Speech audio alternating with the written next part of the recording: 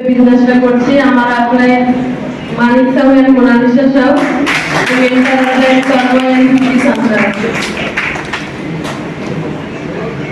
এখানে আসা আমার আপনার মোনালিসাটির হাত ধরে মিঠুর বাইরে থাকতো, সব সংসারের দায়িত্ব বলতে গেলে আমার উপর।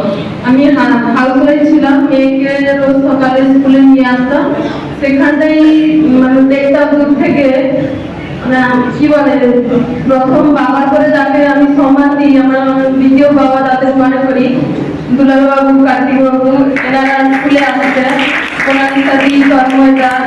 এমন একটা আলোচনা ভাবে জানাতে দেখেই ভালো লাগতো। এত সুন্দর লাগতো। তখন জানতাম না যে এটা আমি, মানে দেখেই মনে হতো না আমিও যেন কিছু করতে পারি।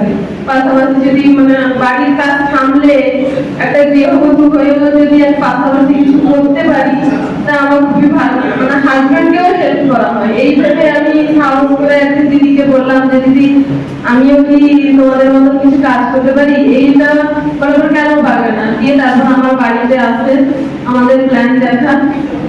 তারপর যেটা হয় ফ্যামিলির দিক দিয়ে নেগেটিভ চিন্তা ভাবনা, কেন বাড়িতে আসবে। যাই হোক, নিজেকে ঠিক রেখেছি, সারা রাত ভেবেছি যে কাজটা করবো কি করবো না। তারপর ভাবলাম যে কাজটা পারি কিংবা না পারি, এই যে একটা পরিবার, এই পরিবারটার সঙ্গে যুক্ত হয়ে থাকলেই খুব ভালো লাগবে, আর কিছু করি না হয়। এই ভেবে বিজনেসে মানে পজিটিভ ভেবে বিজনেসে জয়েন করেছি। তারপরে হাজবেন্ডের সঙ্গে সমস্ত আপলাইনের আলাপ করে দিই। তারপর হাজবেন্ডেরও ভালো লাগে প্ল্যানটা দেখে, সেও ওদের সঙ্গে গিয়ে এখন ফুল টাইম আমার করছে কাজের পাশাপাশি।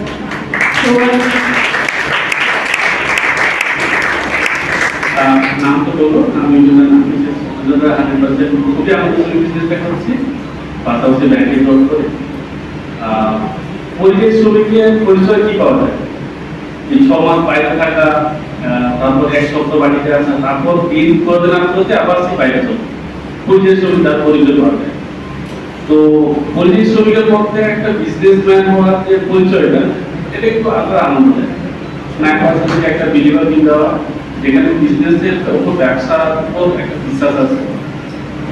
সেই বিলটা পাওয়ার পরে এখন বেশ মজা লাগছে। মানে দিন শেষে মনে হয় না ওই কালকে ট্রেন আছে যাওয়া আরো ওই জিনিসটা নেই।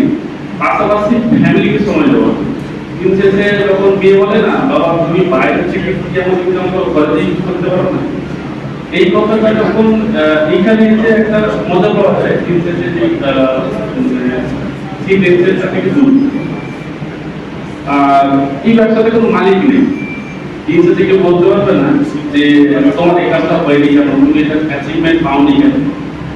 আর আজকে এই সময় থেকে যদি ব্যবসাটা শুরু করা যায়, 60 বছর বয়সে যে নিজের এক্সপেন্সেস, নিজের খরচটা বহন করার জন্য, যে খরচ বহন করার জন্য যে টাকা লাগে, 60 বছর পর রিটায়ার আর কাজ নেই, তখন কোনো কাজ করার ক্ষমতা নেই। 60 বছর হয়েছে পাবেন, এটা একটা লেভেল বসে থাকে। 60 বছর পরে এখন যে ইনকামটা করছে, 60 বছর পরে তার ইনকামটা দ্বিগুণ বাড়বে।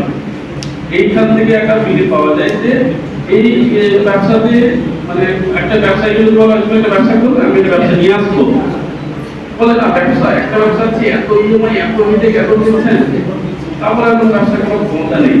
আর বলবো যখন ব্যবসার প্ল্যান শুনি কেউ বলতে শুনলি ব্যবসা থেকে ইনকাম হয়, একটা ফিল আছে যে হ্যাঁ একটা ব্যবসা আছে, ওর থেকে কোনো ইন্টারেস্ট নেই, টাইম ছাড়া কিন্তু হয়। তো এই কথা দেখেই আমাদের ব্যবসাতে আসে।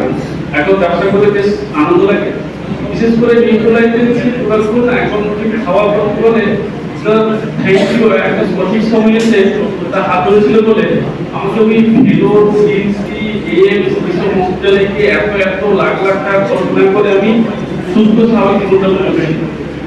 পাশাপাশি অনেকেই সুস্থ করেছি, অনেকেই ভালো ভালো কথা বলে, সেখান থেকে বেশ মজা পাচ্ছি। Thank you.